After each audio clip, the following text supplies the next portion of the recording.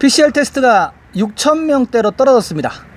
띠아리 명절이 계속되다 보니까는 사람들이 테스트도 안 받고 병원도 안 가고 그러는 것 같습니다. 안녕하십니까 자TV 시청자 여러분, 카트만두에서 최일수 인사드립니다. 11월 15일 일요일입니다. 네팔 소식 전하는 시간 갖도록 하겠습니다. 가장 먼저 코로나 브리핑부터 해드리겠습니다. 24시간 동안 신규 확진자는 1,477명이 나왔습니다. 6,000명을 PCR 테스트 했는데 1,400명 나왔어요. 확진율은 22.8%였고요. 누적 확진자 수는 20만 9,776명이었습니다. 카트만두 밸리도 조금밖에 안 나왔습니다. 카트만두 밸리가 807명이 나왔습니다. 807명이 나오면서 지금 현재 96,658명 보이고 있습니다. 카트만두 세세하게 좀 보겠습니다. 카트만두 디스트릭트가 632명, 박타푸르 디스트릭트가 42명, 랄리푸르 디스트릭트가 133명입니다. 이래서 807명. 하루 확진자의 54.63%는 카트만두 밸리에서 나왔습니다. 테스트가 많이 하던 적게 하던 카트만두 밸리에서는 항상 50% 넘게 확진자가 나오는 거 볼 수가 있습니다. 활성사례 체크하겠습니다. 활성사례 어제보다 815명이 빠졌습니다. 카트만두 디스트릭트 보겠습니다. 15,237명 활성사례 불러드리고 있습니다. 박타푸르가 1,252명, 랄리푸르가 2,315명입니다. 그래서 지금 현재 카트만두의 활성사례는, 밸리의 활성사례는 18,804명. 어저께 2만 명 밑으로 떨어졌는데 이제는 18,000대로 떨어졌습니다. 근데 이게 실질적인 수가 아니죠. 허수죠. 왜냐하면 지금 신규 테스트가 너무 적다 보니까 퇴원하는 사람들은 계속 있고 하다 보니까는 계속 마이너스가 되는 기현상이 나오고 있습니다. 명절이 끝나고 나면 이제 다시 정상으로 돌아가게 되겠죠. 활성 사례가 지금 네팔 전체 사례의 53.82%가 카트만두 밸리예요. 53.82%. 이것도 역시 활성 사례하고 신규 확진 사례 이런 거는 카트만두 밸리가 가져가는 사례는 항상 50%가 이렇게 좀 넘지 않는가, 좀 그렇게 생각을 하고요. 카스키 보겠습니다. 포카라가 속해 있는 카스키 19명이 빠졌습니다. 카스키도 19명이 빠져서 지금 현재 카스키 활성 환자 수는 1,512명입니다. 이 지도를 보시면은 그 색깔이 나오잖아요. 색깔이 빨간색이 레드존입니다. 계속 말씀드리지만은 빨간색이 500명 이상 활성화된 그런 주고, 그 다음에 색깔이 옅어질수록 환자 수가 적은 거예요. 그리고 중간에 보면 하나만 딱 연두색 비슷한 색깔이 하나 나오죠. 그게 활성화 케이스가 하나도 없는 머낭 디스트릭트입니다. 네, 500명 이상 활성화 케이스 14개 주 다시 불러드리겠습니다. 자파, 모랑, 순서리, 카트만두, 박타푸르, 럴리푸르, 치투안, 카브레, 카스키, 노알버르시 이스트, 당, 르반데히, 팔파, 꺼일라리. 예, 요렇게 14개이고요. 지금 보면은 꺼날리 디스트릭트 같은 경우는 없죠. 꺼날리 프로빈스 같은 경우는 지금 활성 사례가 없고요. 극서부 같은 경우는 꺼일라리 한 군데 이렇게 있는 걸로 나오고요. 앞서 말씀드렸다시피 활성화 사례가 없는 제로인 데는 머낭 디스트릭트 하나밖에 없다, 이렇게 좀 말씀을 드리고요. 사망자가 6명밖에 안 나왔습니다. 6명밖에 안 나와서 누적 사망자 수는 1,221명, 0.58% 사망률을 보이고 있습니다. 활성화 케이스도 많이 빠졌습니다. 활성화 케이스가 1,897명이나 빠졌어요. 많이 빠졌죠. 활성화 케이스가 1,897명이 빠지면서 지금 현재 활성화 케이스 총수는 35,125건입니다. 이 중에서 집에 있는 사람이 28,449건, 시설, 병원이나 호텔, 시설에 있는 사람이 6,676명입니다. 시설, 병원이나 호텔에 있는 사람 중에서 중증 환자 체크해 보겠습니다. 중증 환자, ICU, 집중치료실에 들어가 있는 사람이 22명이 빠졌습니다. 22명이 빠지면서 354명 기록 중이고요. 인공호흡기도 10명이 빠졌습니다. 어제보다. 그래서 64명. 인공호흡기는 지난번에 미국 USAID에서 100개의 인공호흡기를 기증을 했기 때문에 이제 인공호흡기 부족하다는 소리는 못하겠네요. 그렇죠? 항상 지금 100개 밑을 유지하고 있잖아요. 환자 수가. 완치자 보겠습니다. 완치자가 2,798명이 발생했습니다.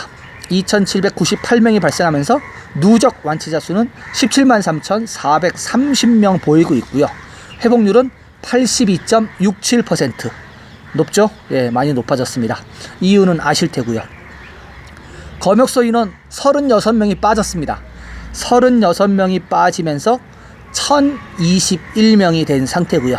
PCR 테스트는요 24시간 동안 6,476건 밖에 못했습니다. 6,476건 해갖고 지금 누적 PCR 건수는 160만 9,079건. 네, 일단 뭐 160만 건을 넘긴 상태에서 답보 상태입니다. 확진율은 22.8%였고요.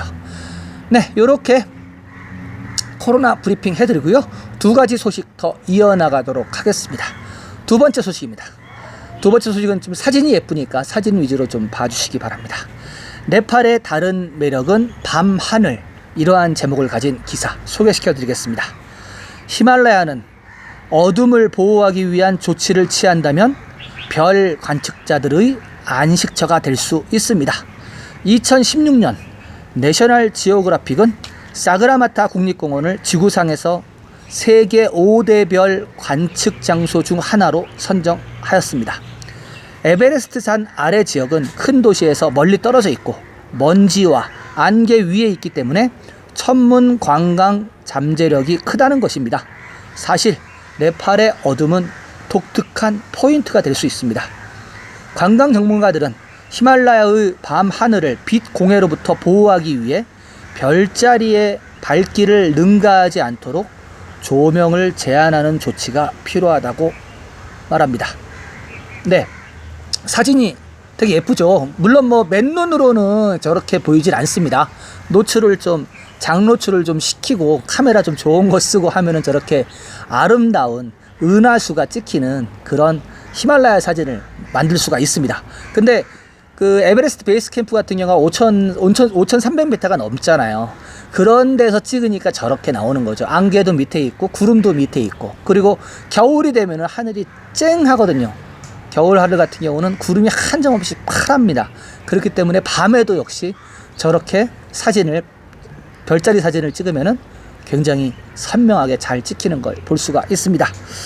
네, 두 번째 소식 이렇게 하고요. 세 번째 소식은 네팔 학교 얘기를 좀 하도록 하겠습니다. 학교를 다시 개장한다는 그런 내각 발표가 있어서 그러한 염려를 다루는 기사가 나왔습니다. 제가 좀 소개시켜 드리겠습니다. 내각은 학교 재개를 위한 지침을 승인하였습니다. 지난주 학교 재개 작업 가이드라인을 내각은 승인하며 학교가 관련 지방정부 대표, 교사조합 및 학교관리위원회 대표와 협력하는 경우 학교 재개를 허용한다고 발표하였습니다. 코로나 바이러스로 인해 전국의 학교와 대학이 3월 18일부터 문을 닫았습니다. 2만 9천여 개의 정부 지원 학교를 포함하여 3만 6천여 개의 학교는 바이러스 확산을 막기 위해 3월 18일 이후 전면 폐쇄된 이후로 재개되지 않았습니다. 지침에 따라 지방정부는 전염병의 영향을 받지 않는 지역에서부터 재개 절차를 시작한다고 합니다. 가이드라인에 따르면 학생들이 많은 학교에서는 2교대로 수업을 진행하도록 선택한다고 합니다. 이 지침은 모든 학교가 정부에서 정한 안전 지침을 준수하도록 의무화하고 있다고 합니다. 지침에 따라 각 지방정부는 가난한 가정에서 온 학생들에게는 마스크를 제공한다고 합니다. 현재 학교가 문을 닫은 채로 학생들은 다양한 가상학습 플랫폼을 통해 학습하고 있습니다. 그러나 여러 연구에서는 그러한 가상학습 플랫폼 학습 효과가 없음을 시사합니다.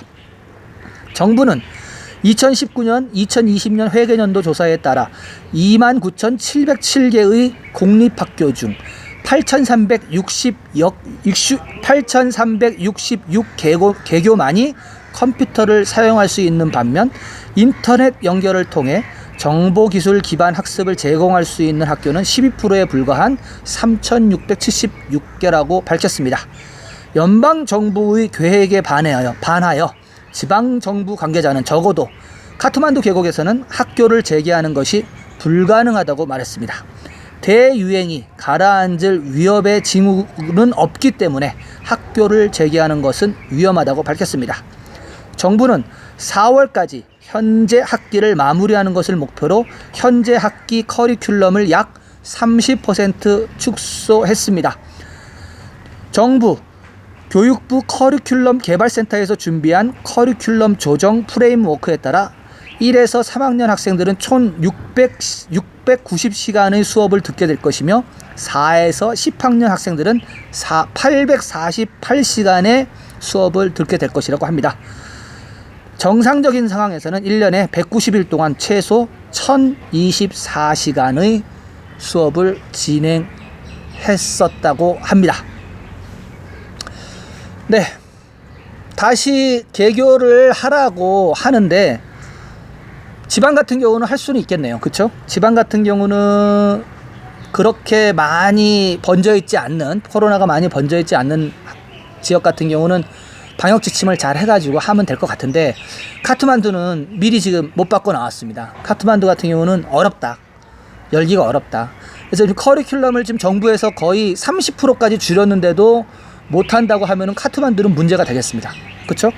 아무래도 30% 줄였으면 이 30%까지는 해야 되는데, 교육부가 지금 발표를 하면서도 나오는 게 12%만 지금 학습을 할 수 있다. 인터넷을 기반으로 한 학습을 할 수 있다. 이렇게 지금 통계가 나와 있으니까 불가능하다는 얘기는 마찬가지죠. 나머지 뭐 88%는 버리고 간다는 얘기잖아요. 그렇죠? 이 문제는 좀 나중에 좀 교육부에서 해결을 해야 된다고 좀 생각을 하고, 코로나 때문에 뭐 전 세계가 다 비정상이지만은 네팔 같은 경우는 더욱더 많이 힘들지 않는가, 좀 이렇게 좀 생각을 합니다. 오늘 그 히말라야 밤하늘 소식하고 이렇게 학교 소식 두 가지를 정리해서 보내드렸습니다. 자TV는 매일매일 카트만두 현지에서 여러분들께 네팔 소식을 전해드리고 있습니다. 지속적인 업데이트 받아보시길 원하시죠? 원하시는 분은 구독 버튼과 함께 나오는 종 모양의 아이콘 전체 설정으로 맞춰주시면 자TV에서 보내드리는 모든 영상을 가장 먼저 받아보실 수가 있습니다. 저는 내일도 새로운 소식을 갖고 여러분들을 찾아뵙겠습니다. 시청해주신 여러분 감사합니다.